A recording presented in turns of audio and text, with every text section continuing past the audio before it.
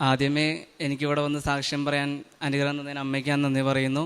എൻ്റെ പേര് ഷാരോൺ, എൻ്റെ വീട് എറണാകുളത്താണ്. ഞാൻ +2 കഴിഞ്ഞ് ജർമ്മനിയിൽ നഴ്സിംഗ് പഠിക്കാൻ പോകാനായിട്ട് ആഗ്രഹത്തോടെ ജർമ്മൻ ഭാഷ പഠിച്ചു കഴിഞ്ഞ് ജർമ്മനിക്ക് പോകാൻ നിൽക്കുകയായിരുന്നു.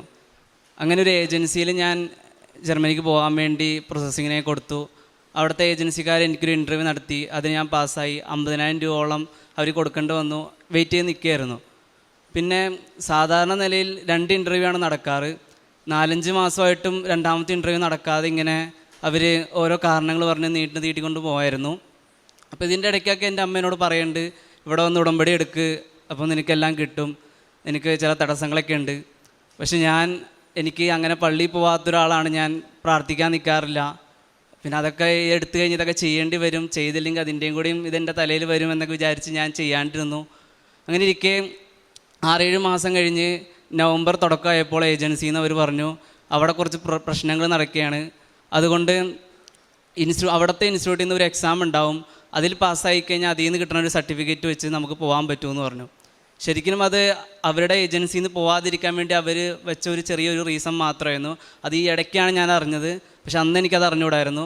പക്ഷേ ആ ഒരു എക്സാമിലും പാസ്സാവണം എന്ന് വിചാരിച്ചുകൊണ്ട് ഞാൻ ഇവിടെ നവംബർ 11-ാം തീയതി ഇവിടെ വന്ന് ഉടമ്പടി എടുക്കുകയാണ്. അങ്ങനെ ഉടമ്പടി എടുത്ത് ഞാൻ എല്ലാ ദിവസവും പള്ളിയിൽ പോകാനും പ്രാർത്ഥിക്കാനും പ്രേക്ഷിത പ്രവർത്തനം ചെയ്യാനൊക്കെ തുടങ്ങി. ഉടമ്പെടുത്ത ആദ്യത്തെ ഒരാഴ്ച തന്നെ ഒരു ദിവസം രാത്രി ഞാൻ ഉറങ്ങിക്കൊണ്ടിരുന്നപ്പോൾ, സാധാരണ ഞാൻ ഉറങ്ങിപ്പോണ ആളാണ്, ഒരു 12:30-1 മണിയായപ്പോൾ ഞാൻ പെട്ടെന്ന് ഉറക്കത്തിൽ നിന്ന് എണീറ്റു. അങ്ങനെ എണീറ്റാൽ തന്നെ വീണ്ടും കിടക്കണം. ഞാൻ എന്തുകൊണ്ടാണ് ഞാൻ ഫോൺ കണ്ടപ്പോൾ ഫോൺ എടുത്തതെന്ന് അറിയില്ല. ഞാൻ ഫോൺ എടുത്ത് നോക്കിയപ്പോൾ അതിൻ്റെ ഏജൻസിയിൽ നിന്നൊരു മെസ്സേജ് ആയിരുന്നു. ജർമ്മനിയിലെ ഒരു പ്രമുഖമായൊരു ഹോസ്പിറ്റലിൽ നിന്ന് പെട്ടെന്ന് മാർച്ചിലേക്കുള്ള ഇൻടേക്കിലേക്ക് 5 പേരെ വേണം. അപ്പോൾ ഇവരുടെയുള്ള സ്റ്റുഡൻസിൻ്റെ അടുത്തുനിന്ന് ഒരു ഇൻ്റർവ്യൂ ഉണ്ടാവും നാളെ. അപ്പോൾ അതിൽ നിന്ന് 5 പേരെ ഇവർ സെലക്ട് ചെയ്യുമെന്നാണ് എന്നോട് ആ മെസ്സേജിൽ പറഞ്ഞത്. ഞാൻ അപ്പം തന്നെ അമ്മയോട് പ്രാർത്ഥിച്ചു, അമ്മേ ഞാൻ ഉടമ്പടിയൊക്കെ എടുത്തല്ലേ, അപ്പോൾ ഇത് എനിക്ക് തരണമെന്ന് ഞാൻ പ്രാർത്ഥിച്ചു. പിറ്റേ ദിവസം ഇൻ്റർവ്യൂ നടക്കാൻ നേരമായപ്പോൾ ഞാൻ ഉടമ്പടി തൈലെടുത്ത് എൻ്റെ നെറ്റിയിൽ കുരിശ് വരച്ച് ഞാൻ ഇൻ്റർവ്യൂ നടന്നു. അങ്ങനെ ആ ഇൻ്റർവ്യൂവിലെ റിസൾട്ട് വന്നപ്പോൾ 5 പേരിൽ 5ാമനായിട്ട് ഞാൻ ഉണ്ടായിരുന്നു. അപ്പോൾ ഞാൻ അത്യം സന്തോഷമായിരുന്നു. അങ്ങനെ സന്തോഷിച്ചിരിക്കുമ്പോഴാണ് പെട്ടെന്ന് തന്നെ അവർ പറഞ്ഞത് അടുത്ത ആഴ്ച ഈ ഹോസ്പിറ്റലിൽ നിന്നൊരു ഇൻ്റർവ്യൂ ഉണ്ടാവും, അവർ പിന്നെ സെലക്ട് ചെയ്യുമെന്ന് പറഞ്ഞു. അപ്പോഴും ഞാൻ വിചാരിച്ചു 5 പേരെയാണ് ഇവർക്ക് വേണ്ടത്, അപ്പോൾ ഈ 5 പേരെ സെലക്ട് ചെയ്തുകൊണ്ട് കുഴപ്പമൊന്നുമില്ലാണ്ട് എന്നെ വീണ്ടും എടുക്കുമെന്ന് വിചാരിച്ച് ഞാനിരുന്നു. അപ്പോഴാണ് പെട്ടെന്ന് ഈ ടൈമിംഗ് ഒക്കെ ഇട്ടപ്പോൾ അതിൽ 9 പേരുണ്ടായിരുന്നു. വീണ്ടും എനിക്ക് ടെൻഷനൊക്കെ ആയി. ഞാൻ മനസ്സിൽ പറഞ്ഞു, എന്തായാലും ഉടമ്പടി എടുത്തല്ലേ, കിട്ടുമായിരിക്കുമെന്ന് പ്രതീക്ഷിച്ച് ഞാൻ വീണ്ടും ഇൻ്റർവ്യൂ അറ്റൻഡ് ചെയ്തു. നെറ്റിയിൽ കുരിശൊക്കെ വരച്ചു, ഇൻ്റർവ്യൂ അറ്റൻഡ് ചെയ്തു. ആ ഇൻ്റർവ്യൂ അറ്റൻഡ് ചെയ്ത് കഴിഞ്ഞപ്പോൾ 2 ആഴ്ച എടുത്തു അതിൻ്റെ ഒരു റിസൾട്ട് വരാൻ. ആ റിസൾട്ട് വരുന്നതിന് മുന്നേ അവർ ഒരു മെസ്സേജ് ഇട്ടുണ്ടായിരുന്നു, 5 പേരെ എടുക്കുമെന്ന് പറഞ്ഞിട്ട് ഇവരെടുത്തത് 2 പേരെ ആയിരുന്നു. അപ്പോൾ തന്നെ എനിക്ക് ഭയങ്കര സങ്കടവും ടെൻഷനൊക്കെ ആയി. ഞാൻ പറഞ്ഞു, അമ്മ ഈ 2 പേരിൽ എന്നെ എടുക്കുകയാണെങ്കിൽ ഞാൻ ഇവിടെ ഒന്ന് സാക്ഷ്യം പറഞ്ഞോളാം എന്നൊക്കെ ഞാൻ പറഞ്ഞായിരുന്നു. അങ്ങനെ റിസൾട്ട് വന്നപ്പോൾ ഈ 2 പേരിൽ ഒരാൾ ഞാനായിരുന്നു. പിന്നെ 2 ആഴ്ചത്തോളം എടുത്തു എൻ്റെ കോൺട്രാക്റ്റ് വരാൻ വേണ്ടി.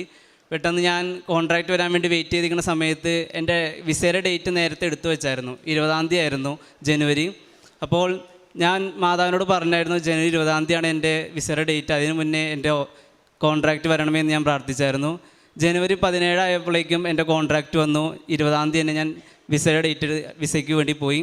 അവിടെ ചെന്നപ്പോൾ തന്നെ ഞാൻ ഉടമ്പടി നിന്ന് കിട്ടിയ ഒപ്പെടുത്ത് ഞാൻ അവിടെ VFSൻ്റെ ഓഫീസിലിട്ടാണ് ഞാൻ പ്രാർത്ഥിച്ചത്. അങ്ങനെ ഒരാഴ്ച കഴിഞ്ഞപ്പോഴേക്കും എൻ്റെ വിസ വന്നു. അടുത്ത മാസം മാർച്ച് അവസാനമാകുമ്പോൾ ഞാൻ ജർമ്മനിക്ക് പോവുകയാണ്. എനിക്ക് അമ്മ നീ അനുഗ്രഹത്തിന് വലിയ സന്തോഷം, ഇതിനേക്കാളും ഞാൻ നന്നായിട്ട് മാറി എന്നുള്ളതിനാണ് എനിക്ക് സന്തോഷം. പള്ളിയിൽ പോകാത്ത ഞാൻ ദിവസം പള്ളിയിൽ പോകണു. പ്രാർത്ഥനയ്ക്ക് ഇരിക്കാൻ ടൈമാകുമ്പോൾ ഞാൻ വീട്ടിൽ നിന്ന് പുറത്ത് പോകുമായിരുന്നു. ഞാൻ കറക്റ്റ് ടൈമാകുമ്പോൾ പ്രാർത്ഥനയ്ക്ക് വന്നിരിക്കുന്നു, പ്രേക്ഷിത പ്രവർത്തനങ്ങൾ ചെയ്യുന്നു. പണ്ടൊക്കെ കൂട്ടുകാർ അവരുടെ അവസ്ഥകൾ പറയുമ്പോൾ ഞാൻ പറയും, അതൊക്കെ ഓരോരുത്തരുടെ വിധിയാണ്, നീ എൻ്റെ അവസ്ഥ കണ്ടില്ലേ, ഇതേപോലെയൊക്കെ ഓരോരുത്തർക്ക് വിധി വരുമെന്നൊക്കെ ഞാൻ പറഞ്ഞിരുന്ന ഞാനാണ്. ഇപ്പോൾ അവരോട് തന്നെ ഞാൻ പറയുകയാണ്, എനിക്ക് അനുഭവിച്ചിട്ടുണ്ട്, പ്രാർത്ഥിച്ചാൽ കിട്ടും, നിങ്ങൾക്ക് എന്തൊക്കെ പ്രാർത്ഥനയോടെ കിട്ടാമെങ്കിൽ നിങ്ങൾക്കും കിട്ടുമെന്ന് പറയുന്ന രീതിയിൽ ഞാൻ മാറി. ഇതെല്ലാത്തിനും അമ്മയ്ക്ക് ഞാൻ നന്ദി പറഞ്ഞുകൊണ്ട്